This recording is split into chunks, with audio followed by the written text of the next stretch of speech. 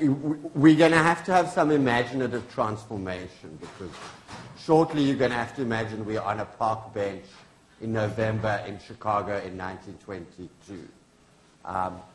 So that's why we sit disrespectfully on these. This is as park benchy as we can get the admin courtroom to go. We're going to be reading scene 3 and 11 from Haymarket, whose name the few still say with tears, a dramatization in 11 scenes by Michael Tigar.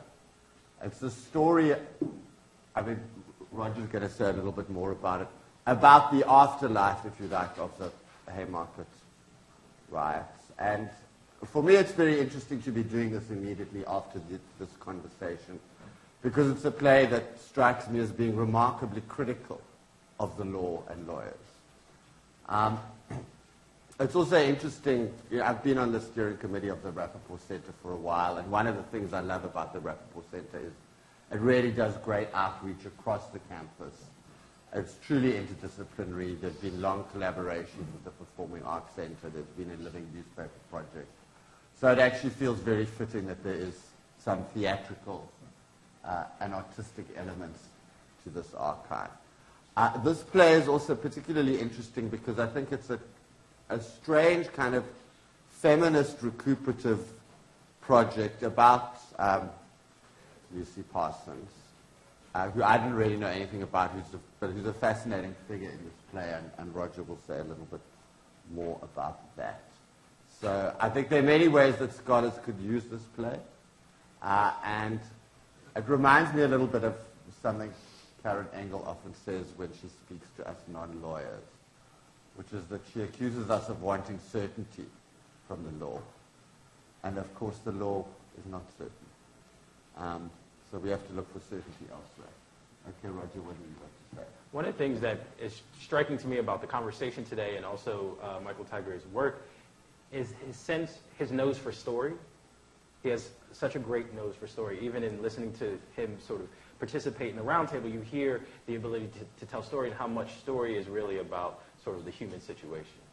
And so one of the things that I was sort of gripped by this play was the stories that are in it, but also the stories that precede the play. And for instance, I think I had no clue who Albert Parsons. Well, I did know who Albert. I lived in Chicago I just moved from Chicago, so I do know the Haymarket. I literally drink down the street from it. But it's really interesting that Albert Parsons' response to fighting on the side of the Confederacy is to marry a black woman, right, in the 1800s, and then become an anarchist and move to Chicago. I think that is the best response to the Confederacy that one could have, right? Just become an anarchist and marry a black woman. But one of the things that I'm fascinated with, and that I think is very much in these papers and this project, is the way in which archives participate and history participates in the making of what we might call fictions, right? And so even this play now has this sort of ironic relationship in that it's a play built out of an archive that will now be part of an archive, right? So there's all this sort of resonance in this play that I think is fascinating. And actually, I was sitting back there, and as you were talking, I've been playing with this idea of teaching a creative writing course. I teach poetry and poetry writing, teaching a creative writing course that is strictly out of archives, where what we do is I think about Muriel Rukeyser, who some of you may be familiar with, who was an activist and poet who wrote a book called The Book of the Dead that used a series of interviews of coal miners who were getting black lung and just incorporated those interviews inside the poems, right? And so I was thinking I think your archive would actually be a wonderful opportunity for students here at the University of Texas to think about how do we take something like the historical record and turn it into something else. And I think this play is a great example of it, so thank you. Who was the poet that said, the reason that most people ignore poetry is that most poetry ignores most people?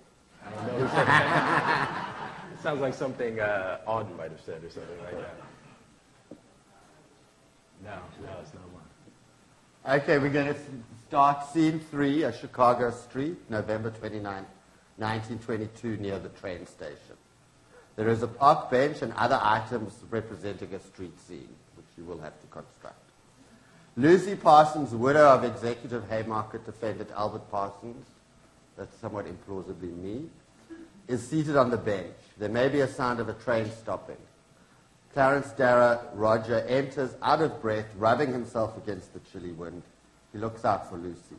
Their eyes meet. She stands in an embrace. Clarence. Lucy, I'm sorry I'm late. The train from Springfield was delayed. Governor Small has pardoned the communist labor defendants. Another victory for civil liberty, Clarence. Another supplication to the state. Another victory for the law. Wrong. A victory perhaps for the lawyers. Your lawyers' victories, Clarence, are like fireflies. You catch them and put them in a jar. By morning their light has gone out and your bugs are dead. As dead as my husband, Albert Parsons, and the others. At least Albert in death inspires the people's movement. All the law does with his case is to look to the court's decision, to justify some infamy of today with the infamy of yesterday. The law shows it is a posteriori to the people, as God to his servant Moses. All right. When Governor Altgeld pardoned the Haymarket defendants 30 years ago, it was too late to save those, like your husband Albert Parsons, who had been hanged. These defendants pardoned today never served a day of their sentence. They were tried in 1920, 2 years ago. The hysteria was every bit as high as when the Haymarket case was tried. Governor Small may have signed his political death warrant, as Governor Altgeld did. So long as there is a Chicago Tribune to watch over Illinois, no good deed shall go unpunished. Oh, Lucy. Too long a sacrifice can make the stone of a heart. Save the poetry for the jury, Clarence. Time dulls memory and pain. Struggle sharpens perceptions of reality. When the bomb went off and the policeman died, we wept for ourselves. The 4th of May, 1886 is as fresh for me as then. The Guard and the Pinkertons had shot and killed 2 McCormick strikers. Haymarket was to be a protest. The mayor himself was there and saw no reason to stop the speaking. Then Police Captain Bonfield marched in, and somebody tossed a bomb and 7 cops died. When my husband Albert and the others were indicted for the murder, we had facts and we had faith. The facts we have always clung to. The faith, your faith, Clarence, was a delusion. The fact then was, and now, is that none of the 8 men indicted made or threw that bomb, and the state never proved otherwise. The fact was that the struggle for the 8-hour day and the right to strike to win it was just. The faith was that a brilliant lawyer, Captain Black, who braved the loss of his downtown practice, could cajole a judge and convince a jury that the law, your law, Clarence, required an acquittal. Or at the very least that appeals judges would know that muttering legal incantations over that trial record would not purge it of the stench. Think how Black must have felt. A hero of the Civil War, for heaven's sakes, Lucy. He won a Congressional Medal of Honor for bravery. He was a leader at the bar. He believed what we as lawyers are taught. He knew he was giving the better part of his practice to defend the anarchists. His own faith bewildered him. His own faith killed my husband. Albert had fled to safety. Black wrote and said, I can establish your innocence. Your presence at trial will help the others. And so Albert surrendered. And so Albert surrendered. He walked into court on Captain Black's arm on the opening day of trial. Okay, scene 11, same Chicago street, later. At Altgeld's funeral, 9 years later, I spoke. I remember. In the history of the country where he lived and died, the life and works of our devoted dead will one day shine in words of everlasting light. When the bitter feelings of the hour have passed away, when the mad and poisonous fever of commercialism shall run its course, when conscience and honor and justice and liberty shall once more ascend the throne from which the shameless, brazen goddess of power have driven her away, then this man we knew and loved will find his rightful place in the minds and hearts of the cruel, unwilling world he served. In the days now past, John P. Altgeld, in scorn and derision, was called John Parton Altgeld by those who would destroy his power. We who stand today around his bier and mourn the brave and loving friend are glad to adopt his name. Though we lay you in the grave and hide you from the sight of men, your grave words will speak for the poor, the oppressed, the captive, and the weak. And your devoted life inspires countless souls to do and dare in the holy cause of which you live. Clarence, think again. Were you right? Is he remembered? What did the poet say?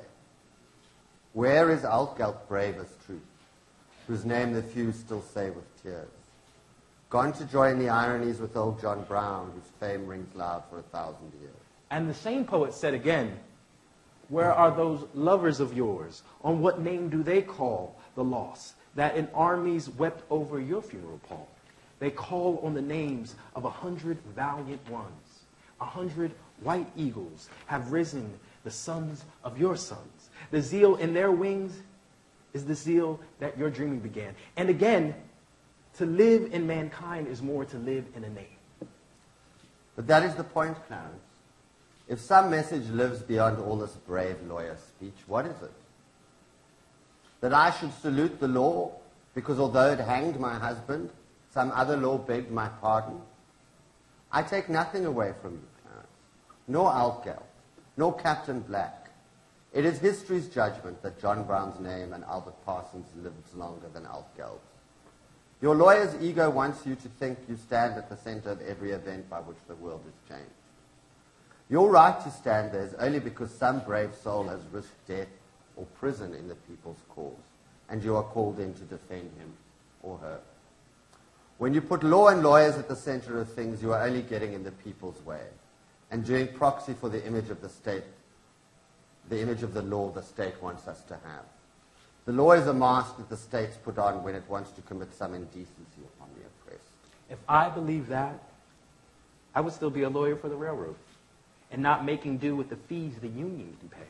Lucy, the law is a fence built around the people and their rights. What an image. And you, Clarence, are a fierce old dog, set to bark and warn off intruders. Maybe so. I wish it so. We are all on trial in this life we have chosen, Clarence.